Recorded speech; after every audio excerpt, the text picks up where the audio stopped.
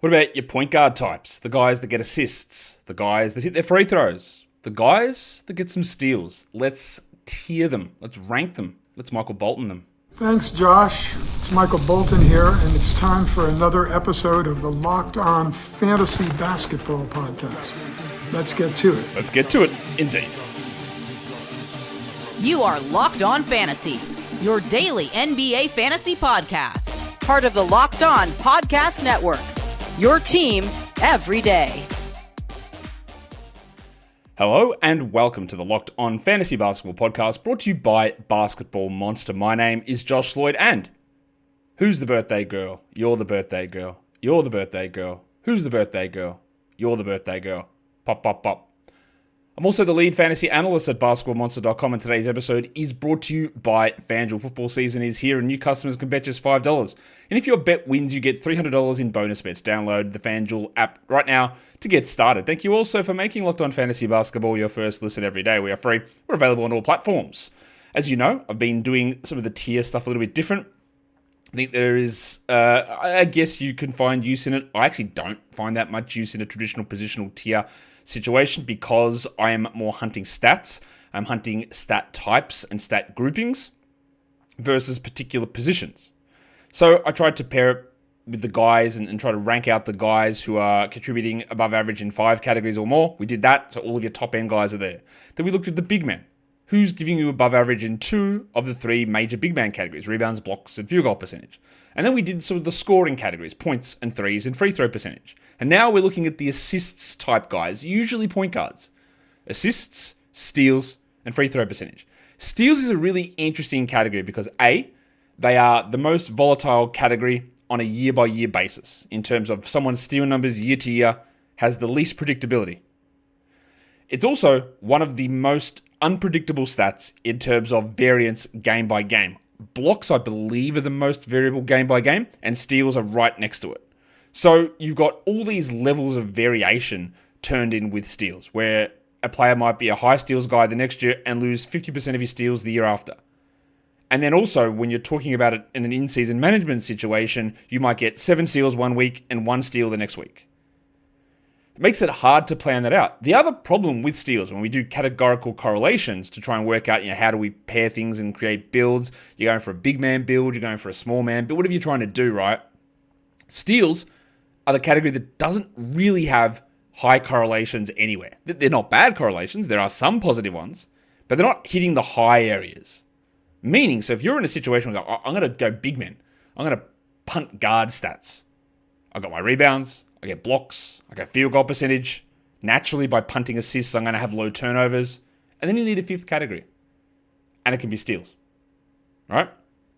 What if you're punting the big man stats? I don't want field goals, I don't want blocks, I don't want rebounds, I don't care about turnovers. All right, so I've got to get steals as well. So many times in head-to-head category matchup, steals becomes the category that everyone fights over because there's so much variance and because it's the one that sort of straddles the big and small man builds. We are going to include it in the small man situation here because they do tend to lean a little bit more towards guards and forwards with the ball in their hand, but not always. But it is a vitally important category. What we're talking about here is, again, tiering out the guys who aren't in the monster stat stuffing categories, the guys that don't have 5 above average projected categories. So you're not going to hear about your top end players like Luka or Giannis or Shea. You're not going to hear about those guys. You're going to hear about the other players and sort of where they sit in the value ideas. I'm going to do a weirdo show tomorrow talking about which players give you the weird combinations, the ones you don't normally get. Assists and blocks, rebounds and threes, for example, field goal percentage and free throw percentage. The ones where there's just not that many of them.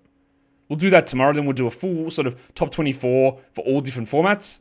We'll do some stuff on punting and pairing. That's all coming up. Mock drafts, auctions, that's all coming up. Some this week, some next week. We'll see how it goes. Of course, during this week, I don't really have the answer to this yet, but during this week, there will be information on the Locked On Fantasy Basketball Bowl, so be on the lookout for that. So let's talk about these assists, steals, and free throw percentage players. Who gives you above average in at least 2 of those 3 categories? I'm calling it the point guard types, but there's a big air quotes with that because they're not all point guards. as it was when we talked about points, threes, and free throw percentage, the highest ranked player who didn't really fit into the grouping of 5 above average projected categories is Devin Booker. So he sits alone here. If you took Devin Booker at pick 9, go for it. Cool. 10, 11, 12, whatever. His ADP is, yeah, of course, laughably weird on ESPN at 23 compared to 13 and 14 on Yahoo and Fantrax. He's a fine player at the turn. 9, 10, 11, 12, 13, 14, 15, whatever. Anywhere in that area, totally reasonable. But he's going to get way more assists this season. His free throws are going to be great. The steals are some of the concern with him. So he doesn't actually hit above average projections for all 3 of these categories. Above average in steals is about 1.1. He doesn't quite hit that. He could, but he doesn't quite hit it at this point. That's why he's not, for those watching on video who've watched these shows before, that's why he's not highlighted in blue. In tier 2, we've got 7 names. Now, like I've said on all of these shows, this does not mean you need to pick these guys in this order. It just gives you an idea of the value. And when you're taking into consideration where players get drafted in certain leagues, you will notice that Jalen Brunson has an ADP of 11. Again, do it, pick him there, and you lose your league. Done, over, league's finished. All right, job finished, job done. But is he the same as Payton Pritchard, whose ADP is 99 on ESPN? Well, obviously that's an incredible difference in terms of where you pick the players, but in terms of their output and overall production, I'm not sure that the gap is as large as what that suggests. So I've got Brunson in this area, I've got Fox in this area. I do have Kobe White in this similar area as well, and I do have Payton Pritchard.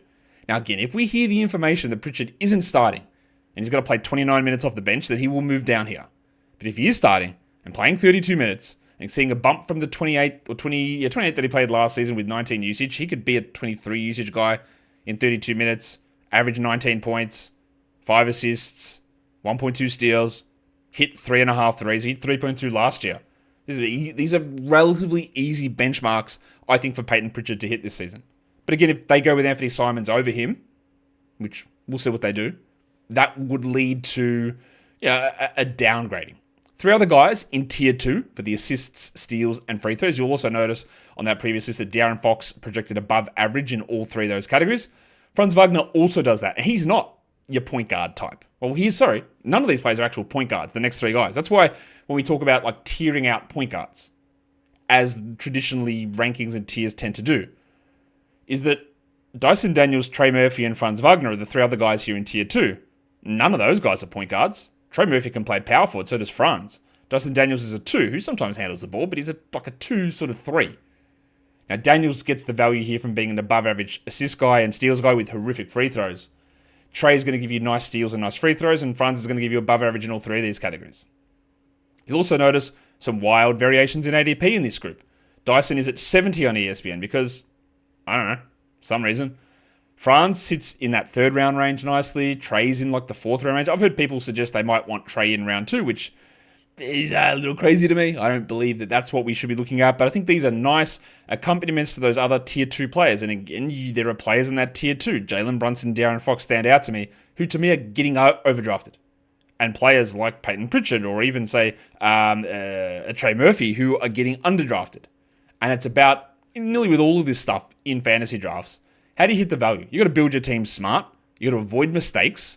And no, a mistake is not a random player getting injured. That is not a mistake because you couldn't control that. A mistake is taking a player way too early when there was no rationale for it, or someone who, like, you take DeJounte Murray in round 6 and he's going to miss until January, February. Like, that's a mistake. So you want to avoid mistakes and you want a little bit of luck on your side. So we'll come back and talk about the other 6 tiers that I got in a sec. Today's episode, I wish I only had 6 tiers. It's an endless stream.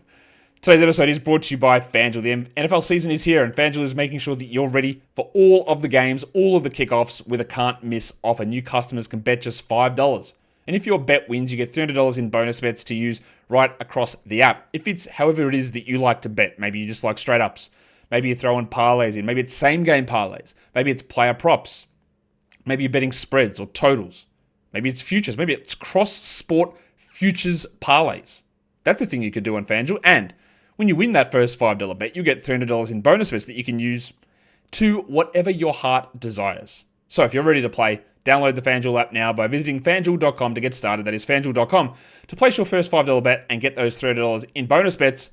And don't forget to gamble responsibly. All right, we're talking about the last sort of real tiers show that I'm doing outside of the weirdos stuff that we're doing tomorrow. That's what I'm going to call it, the weirdos. Here we're looking at the point guard types, the guys getting assists, steals, and free throws, or a combination of those three categories is what we're looking at. We've done the first two tiers, so that means we move on to tier 3. And these are guys that are normally available around 6, 7, 8 in that sort of area. Some of these guys you will find later, relatively obviously just from looking at the names here on the list. But we're talking about Brandon Ingram, who it's so annoying to me because I don't like Brandon Ingram as a player. You've heard me say this many times, but I think he's getting a little undervalued in fantasy. You got Fred VanVleet there, who was really bad last season. Field goals dropped, but most importantly, usage and assist rate fell away. And I'm not sure how much they rebound. And then in this group, Draymond Green, is he a point guard type? I guess sort of, but not really. He's a center eligible player. And Bradley Beal, who's also not a point guard eligible player, but fits the mold. And Beal, even though we cannot trust Bradley Beal, ADP on ESPN, by the way, 116, he does project out as almost having 5 above average fantasy contribution stats to me. His efficiency has been excellent in Phoenix. I know there's a lot to criticize him. I'm not saying not to criticize him, but points, threes, assists, steals, free throws, even with above average field goals. That's how actually good the per game numbers have been. Now, he's not likely to see a large rise in usage this season, Beal. You're playing with Kawhi, assumingly, and Jim Harden, and there's John Collins there. Beal probably starts though, but he's been able to find a way, somehow, to produce enough value in the non-usage volume categories to be good. You can't trust him health-wise, obviously, but I think he's someone that's being a little bit slept on at this point in terms of a nice sort of last starter type of a pick. Or if you can get him as a bench player, I think you'd be really happy with that. Tier 4 is a little bit more robust. We've got 6 guys in that group, and the ADP ranges on those guys varies significantly as well. Kevin Porter Jr. and Drew Holiday both project out as above average projections in all 3 of these assist, steals, and free throw percentage categories. Porter is basically going undrafted. I think he's going to start for Milwaukee. Now, if I was Glenn Rivers, well, there'd be a lot of things that'd be different. I'd have more money, but also I'd make a lot of different coaching decisions. Maybe that would mean I'd have less money. I don't know. But I wouldn't start Kevin Porter. But I think he will. Again, it could be Ryan Rollins. It could be Cole Anthony. But I think he's going to start Porter. And that means we've got to be looking at him definitely like ahead of 141. I'd go earlier than that. Drew Holiday, I believe the Blazers, for whatever insane belief they have about the strength of their team, they're going to play him probably too much. Is he exciting? No, not really. Can he be better than he was last season? I do think that that's possible. And I don't mind him as a bit of an emergency later pick. Cam Johnson's on this list, and you will notice that there is like a 60 ADP slot difference between Johnson and Porter. But who cares? What does that mean? Does that mean they have to be drafted 60 spots ahead? Does it mean that there's 60 spots of difference between them? Not really. Johnson's a good free throw percentage guy. He's not terrible at assists. He's not bad at steals. His value's in threes, obviously. But he's in this list on a new team. And then Josh the Hitman Hart, which again, it does seem stupid to have a guy with an ADP of 140 on ESPN, Kevin Porter Jr., and a guy with an ADP of 35 on ESPN considered in the same tier. But that is just how badly I disagree with those sort of positionings. Josh Hart was pretty good last season. Overrated. If you look at standard 9-cat rankings, it will tell you he was a first-round player, which, of course, is insane. But I just don't believe that he's playing 38 minutes a night. I don't even know that he's starting for the Knicks. I'm not going to be convinced that he's going to shoot 53 and 78 from the field and from the line. Steals? Sure. Rebounds? He's very good at that. But I don't see it. I would have him in this area. 2 other names that appear here, old, reliable-ish veteran types, Tobias Harris and DeMar DeRozan. Harris, again, is one of these guys that's going to give you little bits and pieces, little above-average contributions across multiple categories. He doesn't quite hit the 5-category mark, but he's just a nice little above-average contributor in quite a few different areas. Let's look at Tier 5 now. Is Tier 5 a big one? Let me have a quick squiz at this. Yeah, Tier 5 is probably the biggest tier we've got. There are 10 names in it. Now, originally I was going to have Cam Thomas a bit higher than this. He was going to be in that tier 4, but I do think that the signing of the qualifying offer for Cam Thomas and the consequent, no ability for them to retain him next season, the acrimonious level of negotiations, the potential of a trade, I'm not sure what the Nets do with him. They are going to be terrible. They can give minutes to Keon Johnson or Jalen Wilson or all of their rookies. Is there a need for Cam to play 31 minutes with 32 usage, which is what he did in the hamstring ruin season last season? I don't know about that. And we know what he's going to be, a scoring and threes guy. He's going to have good free throws. His assists are pretty good. His steals are horrid, but he'll get you assists, he'll get you his free throws, which is what we're talking about here. But I'm a little worried about how they prioritize the usage of Cam amongst the other guys on the team. Herb Jones and Jalen Suggs are both in this tier. I think Suggs takes a big step back. Jones missed a lot of time last season. Those guys are heavily indexed on their steals. Suggs is going to get more assists. Jones is going to be probably a better free throw guy. You got Dante DiVincenzo here. He's a good assist guy, pretty good steals guy. Not as good a free throw guy as you think, but he does. At the moment, my projections do have him at above average in all three of those. He might be the starter, and if he is, he will go higher than this. And I've got Devin Vassell in this area, who, again, it's all about how do you view the Spurs lineup. I think with Dylan Harper getting the thumb surgery, there's no real chance of Harper being a starter to begin the year. Not that there was a big chance anyway. So is it Vassell, Castle, Fox, Barnes? Do Sohan and Barnes start over Vassell? I don't know. But I'm not, as much as I love Vassell, I'm not hugely interested in the upside of him here. I've got Scottie Pippen Jr. in this grouping. Now, I do think that the Grizzlies will start Kentavious Caldwell-Pope and Jalen Wells, Jaren Jackson, Zach Edey when they're healthy, along with Morant. And I think that Pippen will be prioritized over Ty Jerome. But he might not be. But what he is, and we saw last season, he would coexist next to Morant. His shooting was well up. His assists were great. His steals were strong. I don't mind taking a chance on Pippen because getting assists in this portion of a draft is very difficult. I've got Jaden McDaniels here, who is not really the assist guy, but steals and free throws, sure. I thought I'd lost my worry on him last season, but it was back at the end of the season when the team's healthy. He just doesn't do anything. And that's why I'm going to be pretty low on his overall upside. Norman Powell is here as well. I think that Powell will not have the leeway that he had last season, which puts him down in this area. And then Andy Nembhard, who is sort of all over the map. ADP on Yahoo is 71.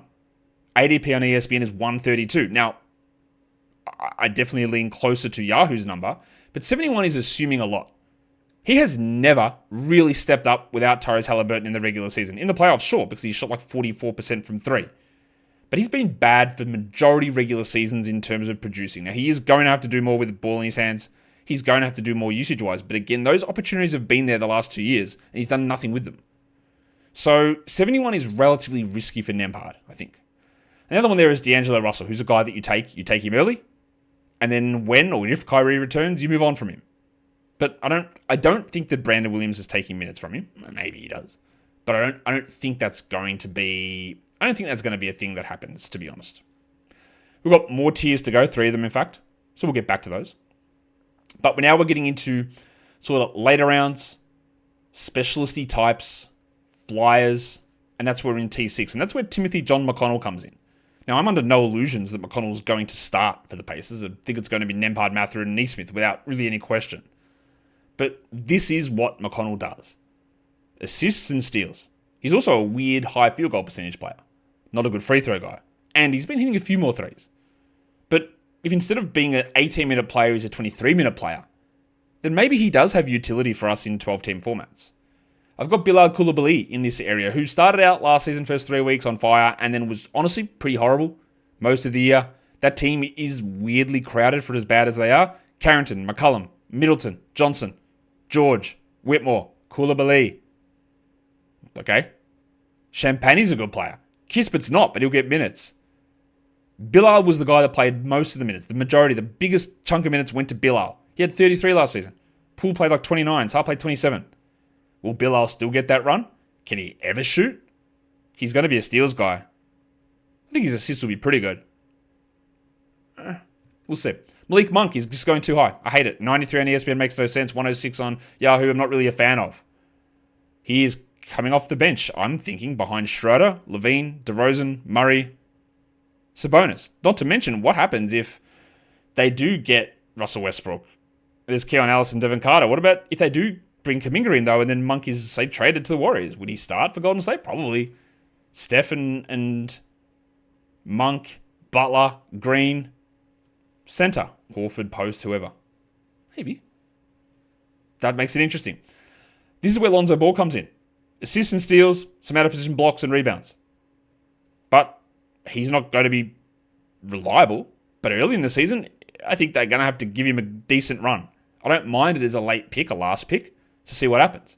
I've got Chris Middleton there again. He just might be terrible. I don't really get the Fantrax ADP of 233. I know he's been beat up, but honestly, in the minutes he played for Washington last season, which was only like 28 minutes a night, he wasn't terrible. His per game numbers are still like okay. And the last name there is number 24 ranked on Yahoo legend, Cason Wallace. The Hong Kong matches. Is there like big scope for Wallace to do a lot more than what he did last season? Not really. The Thunder backcourt is about the same, plus they had Nikola Topic in. But I think Wallace is better than most of these guys, not Shea, obviously. I think he's better than Lou Dort. If you're looking for assists and steals in particular, yeah, maybe there is an element of 1 to 2 extra Cason Wallace minutes. I'm not super convinced of it. I'm definitely not convinced of ranking him 24th level of convinced of it. But he's got to be in that consideration zone. And now we're getting into some later round guys. And you're going to see at least one name in here. And I think you know who it's going to be. Who is going to get drafted much higher than this that I'm just way down on. And it ties into one of the earlier ones we talked about before. We'll get to that in a sec. We'll start with Ty Jerome, who I do project above average in all three of these categories. But I do think that, again, when we're talking about players, it is very, very hard. For someone to repeat absolute outlier efficiency shooting numbers, which Jerome had last season. Absolute outlier numbers, like incredible floater range numbers, incredible three-point numbers that he's never done before. But it's also incredibly hard to maintain 12-team value when you are a team's 7th man. Morant, KCP, Wells, Jackson, Edey. Vince Williams is there. Pippen is there. Jerome is there. Brandon Clark will be there. Don't know really where you put GG Jackson, but first round pick Cedric Coward that they traded up for. I would say at best, Jerome is the 7th man, maybe 8th. And that's terrible for value. But when your team is looking for certain things, he will give you some very good free throws. He will give you strong assists. And invariably, when Morant misses time, his value is going to pump up. So you lean a little bit more Jerome in scenarios where you've got stash ability, larger benches, weekly formats, roto leagues, games caps. They're the 4 horsemen of stash ability. Let me say them again. And probably not the same order because I'm rolling off the top of my head. Games caps, weekly leagues, larger benches, rotisserie formats. That's your stash ability. If you are in a daily changes, low bench, head-to-head category or points format, you can't stash, guys. It just is not a thing. But the other formats, you can. You'd be a little surprised, I'm guessing, to see Taylor Hendricks here from the Jazz. I don't know what they're going to do with Filipowski and Kessler and Hendricks and Markkanen, who's obviously playing well in Eurobasket. But the question will come, and I know people have already asked me this, I don't really look into that too much. I'm not going to make gigantic adjustments to my projections on players based on Eurobasket because sometimes the opponents are very different quality or their teammates are different, they're put into different roles. And I don't think historically there's been much of this guy was awesome at Eurobasket and now look at the big steps forward. I'm sure there's been outliers of that for sure. All right, anyway, Hendricks is here. He doesn't play Eurobasket because he is a defensive guy who will get some decent free throws. We know what Alex Caruso is. Assists and steals is what he brings. For him, it's about minutes. If you locked in 28 minutes a night for Alex Caruso, you jump him way higher than this, probably tier 4, tier 5. But he's just not going to do that. Isaiah Collier and Keontae George, both for the Jazz. They sit in tier 7. Happy to take flyers on either of them. I think George has probably got more upside just because I think that there is more minutes and usage potential. But if he's a 6th man, then that changes that. And the name that I did reference seemingly an hour ago when I talked about tying back into the start is Anthony Simons, who I just think is going to come off the bench for the Celtics. He's a no steal, no block, no rebound, bad field goal player. And if he's coming off the bench with lower minutes and lower usage, that makes it very hard for him to be good. His ADP is probably a little high, especially 80 on Fantrax. But Simons should get you assists and free throws at really high levels, especially the free throws. Steals, that's not really his bag, baby. Much like Swedish penis pumps. Tier 8, Chris Paul. Would you draft Chris Paul? Probably not. Honestly, probably wouldn't bother in a 12-team format. But I'm not going to sit here and tell you that Chris Paul can't be an above-average assist, steals, and free throws percentage contributor, so maybe you could draft him. We love to have these ideas of what is draftable or not draftable, and maybe I just fed into it then as well. But if Chris Paul, again, how would you not sit and look at Chris Paul and go, yes, he can give me 4 assists, 1.1 steals, shooting 83 from the line? Now, he's probably not going to take many free throws, which hurts a little bit. But if you are like, hey, I'm at the end here and I'm like, man, I need some assists. Where am I getting them? He's going to do that. And if Beal misses time or Kawhi misses time or Harden is out at all, like Paul is just going to see a couple of extra minutes. So I think we can't just completely ignore him. Bub Carrington is a bad defensive player, but he will get assists and his free throws are good. His role still is a little questionable in Washington. I've got Dennis Schroeder there who needs to be on a terrible team, and maybe he is. But he also needs a lot of the ball, and he definitely doesn't have that chances with Sabonis, DeRozan, and Levine there. So he's going to sit around. He's going to probably shoot poorly. He will get some assists. His free throws are usually pretty good, and sometimes he lucks his way into steals. But I don't think it's going to be that good. His teammate, Keon Ellis, would be much higher than this if there was a very clear path to playing 30 minutes, and there's not. I know there are some people with some delusional thoughts. I think it's delusional.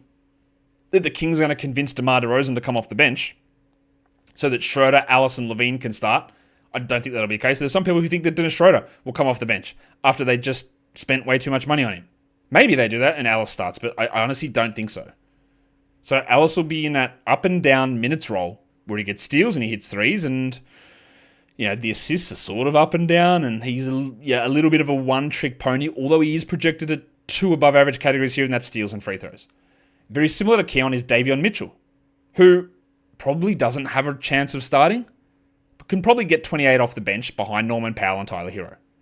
And he gets his steals, and he'll probably be above average in assists. Now, his free throws were absolutely horrific, but there is contributions in those particular categories. And the last name there, just want to throw in, because I talked to Kevin Porter earlier, Ryan Rollins. We know that Ryan Rollins loves stealing. He's also a guy that as a point guard can get assists, and he can get steals from the opponents as well. If he was to start, we would bump Ryan Rollins up to tier 6 probably. But I don't think he's going to, plus there's extra competition from Cole Anthony there. So we keep Ryan Rollins down in tier 8. You could throw other names in here, Trey Jones and Tyus Jones, Kentavious Caldwell-Pope, these sort of players. Again, these are categories, maybe not as much assists, but steals, free throws, three-pointers, that you can find off the waiver wire relatively easily. Steals and threes were abundant on fantasy waiver wires last season, and I'm not really thinking there's going to be much difference in that this year. Go. Hit the like, but if you are still here, why don't you chuck a hype on the video? If you are watching on mobile on the app, just scroll across where the comment section is and you'll see a hype button. Give me one of those, and it is a great way of supporting the show. Information coming this week, I hope, on Locked On Fantasy Basketball Bowl. Slightly different format. Really, really don't think that we are going to have the overall champion sort of scenario going again. It'll be more of just a collection of a lot of leagues, is my guess. Because I do not want what happened last season to happen again. There will be rotos. There will be draft and stashes, draft and holds. There will be probably some best ball chucked in there as well. That'll all happen. So, guys, we are done here. Thank you so much for listening, everyone.